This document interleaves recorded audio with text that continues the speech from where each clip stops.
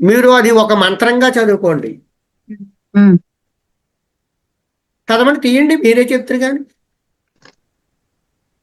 ప్రకృత్యైవ చ కర్మాణి క్రియమాణాని సర్వశః యః పశ్యతి తథాత్మానం అకర్తారం స పశ్యతి.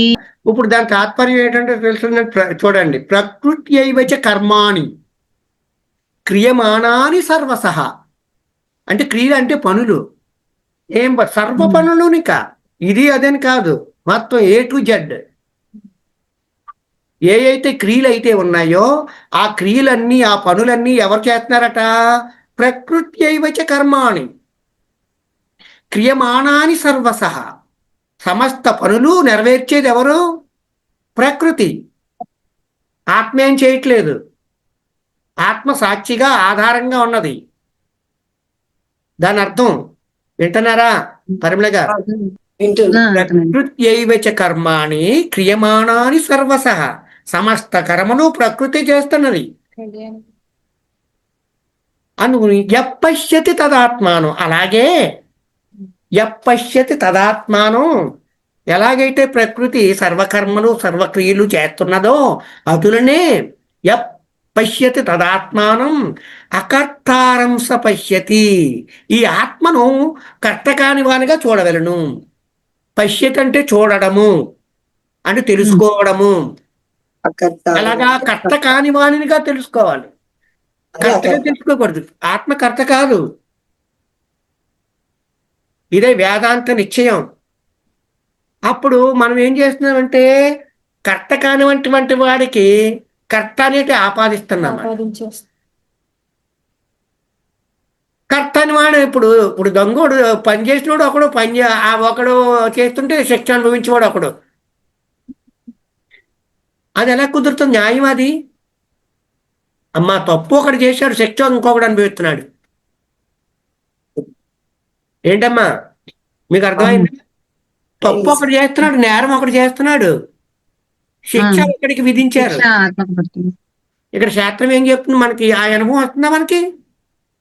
నేనే చేస్తున్నా అంటాడు. నేనంటే ఎవరు ఇప్పుడు? అహం. ఈ అహం ప్రకృతిలో అంతర్గతం తప్ప ఆత్మ కాదు. అది మిథ్యా నేను. అది అష్టాప్రకృతిలో ఒకటి. మీకు అర్థమైంది? అష్టాప్రకృతి ఉన్నదా? చెప్పండి ఒకసారి. అష్టాప్రకృతి పంచభూతాలు, మనస్సు, బుద్ధి, చిత్తం, అహం ఉంది కదమ్మా. అందులో మనసు, బుద్ధి, అహం ఉంది. మనసు చిత్తం ఒకటే, అంటే కొద్ది క్రియలు తేడా గాని. అర్థమవుతుందా? మనసు, బుద్ధి, అహం ఉంది కదా. ఈ అహం నేను అని అభిమానిస్తుంది కదా, అహంకరిస్తుంది కదా. ఇది ప్రకృతిలోది. ప్రకృతి. అప్పుడు మనం ఆత్మగా ఆపాదిస్తున్నాం అర్థాన్ని. ఈ శ్లోకంలో చెప్పేది ఏంటంటే అకర్త, ఆత్మకర్త కాదు. మరి కర్త ఎవరండి అంటే ప్రకృతి. అంటే త్రిగుణాత్మకమైన ప్రకృతి అంటే మనసే, త్రిగుణాత్మకమైనటువంటి మనసు అని గ్రహించాలి. అందుకని ఇక్కడ మన ఏవ మనుష్యానాం కారణం బంధమోక్షయం. ఎవరు చేస్తే వాళ్లే కదా బంధంలో పడినా విడుదల పొందినా. ఇప్పుడు ఆత్మ మరి బంధింపబడేది కాదే, కాదు, మనస్సు. మరి మనసే. అందుకనే ప్రకృతి ఎవరైతే క్రియలు చేస్తున్నారో వాళ్లే బంధింపబడతారు. మరి అందుకనే అది పని చేసేసి కర్మ చేసేసి బంధింపబడుతుంది. మళ్ళీ జన్మలు తెచ్చుకుంటుంది, ఈ శరీరాన్ని ఒకటి తెచ్చుకుంటుంది, తెచ్చుకుని నానా బాధలు పెడుతుంది. ఇదంతా మరి ఎలాగంటే అజ్ఞానం వల్ల. జ్ఞానం వస్తే ఇవన్నీ పోతాయి. మరి జ్ఞానం ఎలా కలుగుతుందండి? ఇదిగో ఇలా సత్సంగం ద్వారా, ఆలకించడం ద్వారా, శ్రవణం చేయడం ద్వారా, శాస్త్ర అనుగుణంగా ప్రయాణం జరుగుతుంటే శాస్త్రానుసారంగా ప్రయాణం జరగాలి. మన ఇష్టం వచ్చినట్టు ఇక్కడ చెల్లదు.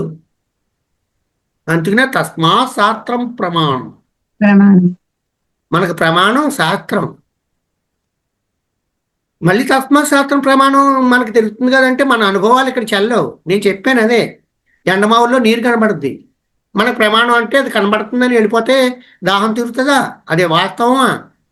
మరి కనిపిస్తుంది అంట. అలాగే స్వప్నంలో కళ్ళలో ఈ సముద్రాలు, నదులు, పర్వతాలు, అరణ్యాలు ఏయేయో ఉంటాయి. అవి వాస్తవమా? కాదు, మరి మిథ్య, కనిపిస్తున్నాయి కదండి అంటే మాయ. మాయ. అలాగే కూడా ఇక్కడ కూడా నేను కనిపిస్తాయి, యథార్థం అన్నంతగా అనిపిస్తాయి. అందుకని ఇలా చేసేది ఏంటంటే మనకి అజ్ఞానం. ఈ పనులన్నీ ఇలా ఎందుకంటే తారుమారుగా కనిపిస్తున్నాయి? సత్యాన్ని అసత్యంగా, అసత్యాన్ని సత్యంగా ఎందుకు ఇలాగ ఈ జీవులు, ఈ ప్రాణులన్నీ ఇలా ప్రవర్తిస్తున్నారంటే ఒకే ఒక్క కారణం, అజ్ఞానం, అజ్ఞానం, అజ్ఞానం. 3 సార్లు చెప్పడం అందుకే జరిగింది, మర్చిపోతారని.